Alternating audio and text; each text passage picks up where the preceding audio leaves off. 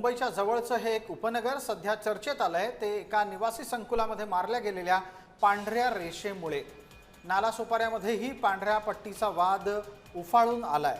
Patankar Heights नावाची ही इमारत आहे ज्यात पांढरी पट्टी आखली गेल्यामुळे मनसे आक्रमक झालेली आहे। मनसेने आपला निषेध नोंदवलाय आणि पांढऱ्या पट्टीवर काळं फासायला घेतलेलं आहे।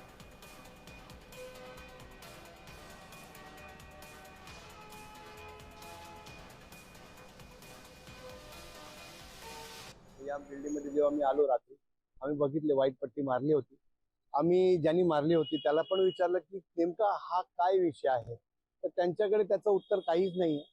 तर सोसायटी मेंबरना विचारलं की तुमची परमिशन आहे का, कारण की हा पूर्णपणे त्यांचाच विषय आहे।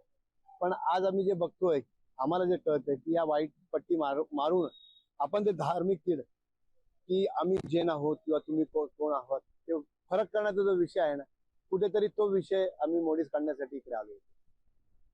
पत्रामध्ये कुठलाच धार्मिक किंवा कुठल्याच धर्माचा किंवा कुठल्याच गुरूंचा असा कुठलाही उल्लेख नाही आहे की पावसाळ्यापूर्वी आपल्या लोकांना किंवा आपल्या मुलांना आपल्या वरिष्ठ लोकांना पावसाळ्यामध्ये काही त्रास होऊ नये म्हणून हे काम मी करतोय।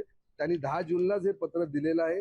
त्याच्यावर कुठल्याही प्रकारचा काहीच धार्मिक उल्लेख नाही आहे आणि त्याच्यावर पहिली स्टार्ट अशी आहे की दरवर्षीप्रमाणे आम्ही दरवर्षी हे काम करतो।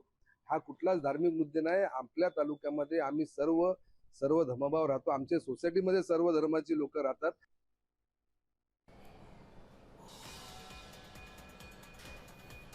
पांढऱ्या पट्टीच्या वादाच्या अनेक घटना मुंबईमध्ये घडल्याच्या नंतर आपण पांढऱ्या पट्टीचा वाद मुंबई जवळच्या ठाणे जिल्ह्यातल्या पाटणकर हाइट्स या इमारतीमध्येही पेटल्याचं पाहतोय।